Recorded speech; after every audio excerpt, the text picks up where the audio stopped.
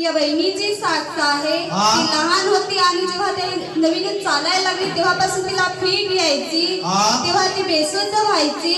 या त्रासासाठी आईने पुष्कळ वैद्यांचे उपचार केले, पुष्कळ डॉक्टरांचे उपचार केले, पण त्याच्याने त्यांना काही फरक जाणवला नाही। म्हणून ही आई या केंद्रामध्ये या बहिणीला घेऊन आली आणि 2 वर्ष या आईला या केंद्रामध्ये येताना झाले। आता ही आई म्हणते की ती केंद्रामध्ये येऊन पुष्कळ वेळा प्रार्थना करून घेतली, त्या प्रार्थनेच्या द्वारे या बहिणीला प्रभू येशूचा स्पर्श झाला।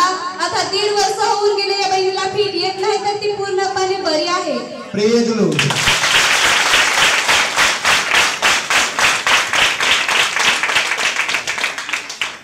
तुमचं नाव सांगा, तुम्ही कुठून आले? विदेशात आडनाव घाटा। या मुलीला कधीपासून हा पित्ताचा त्रास होता? बारीक का 1.5 वर्षापासून याला फीट यायची। दवाखान्यात नेले, नवस पण तुम्ही घेतले, पण त्याच्याने काही झालं नाही। मग तुम्ही इकडं कोणाच्या तरी सांगण्यावर इकडे प्रार्थनेला घेऊन आले। इकडं बरं होईल असं तुम्हाला त्यांनी सांगितलं, मग तुम्ही तेव्हापासून इकडे यायला लागले। कधीपासून इकडे येता? गेल्या वर्षापासून इकडे तुम्ही येता। आता 1.5 वर्ष झालं, एकदा तरी फीट आली का नाही तेव्हापासून? आता तेव्हापासून कधीच आली नाही, या मुलीला कधीच फीट आली नाही। खरंच आता पूर्णपणे बरे आहे। कोणा बरं केलं? येशूने। जोरात विश्वासाचं कारण तुझ्या मुलीचं जीवन बदलेलं आहे, तुला आशीर्वाद।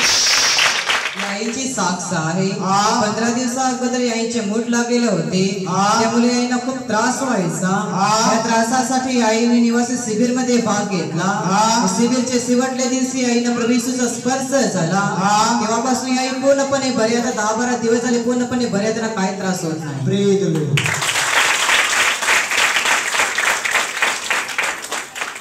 तुमचं नाव सांगा, कुठून आले तुम्ही? वेड्यावरून। काय तुम्हाला त्रास होता? कमराचा त्रास होता। कधीपासून? 3 एक आठवडे झालं, म्हणजे जवळजवळ महिना आला, बरोबर? तेव्हापासून कमरेचा त्रास होता। आणि मग तुम्ही शिबिरमध्ये भाग घेतला, आणि शिबिरमध्ये भाग घेत असताना कोणत्या दिवस तुम्हाला बरं वाटलं?